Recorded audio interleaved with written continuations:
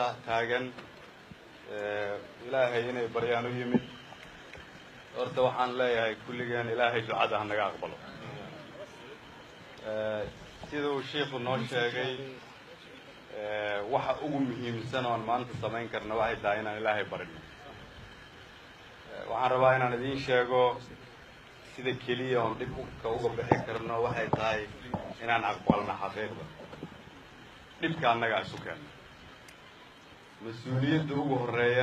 horeysana waxay saaran tahay aniga iyo madaxweynaha maanta waxaan rabaa halkan inaan idinkaga caddeeyo dalkan dadkiisu waa inay la xisaabtamaan mas-uuliyiintooda xisaabtantana waa in aniga iyo madaxweynaha nala ka bilaabo annaguna waa inaan inta kale la xisaabtano waxaa naga go-an oon ilaahayna ka baryaynaa inaan ummaddan sida ugu cadliga badan oo aan u dhaqi karna aan u dhaqno sida keliya oo dhibka looga bixi karana waxay tahay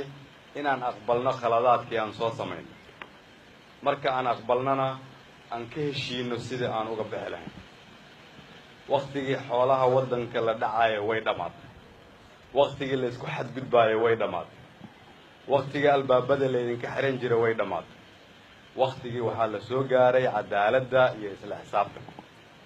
waxaana idiin ballan qaadaynaa aniga madaxweynuhuba inaan runta idiin sheegno si daacad ahna aan waddankan ku maamulno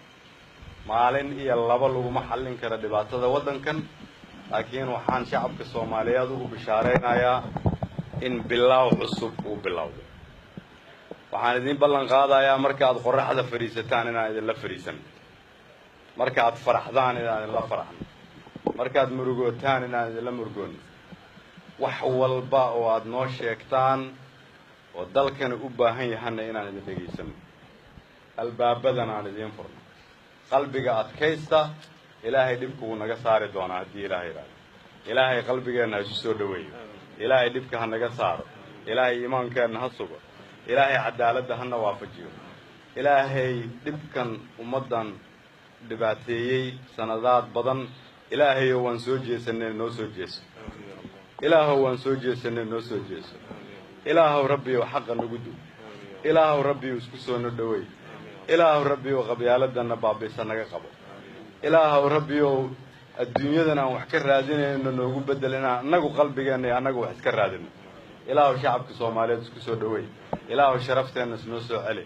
ilaahow karaamadeenna noo soo celi ilaahow culimmadeenna barakeey ilaahow dhallinyaradeenna barakeey ilaahow dumarkeenna barakeey ilaahow madaxdeenna anugu aan ugu horreeya xaqa waafaji ilaahow xaqana waafaji ilaahow xaqana waafaji ilaahay ha idin barakeey kulligiin